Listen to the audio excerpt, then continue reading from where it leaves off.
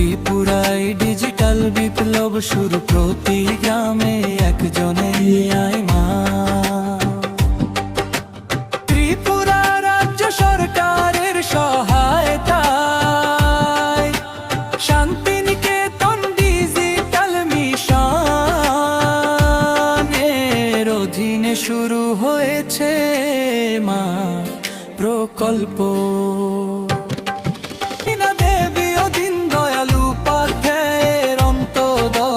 ভাবধারাকে বাস্তব করতে প্রতি গ্রাম থেকে একজন মহিলাকে 3 মাস গুগল মিটে ট্রেনিং দিয়ে AI মা বানানো হচ্ছে।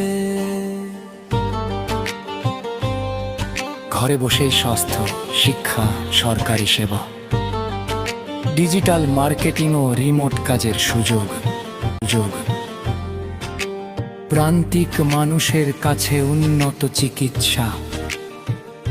লক্ষ্য 52 বছরে রাজ্যের সব গ্রামে একজন AI।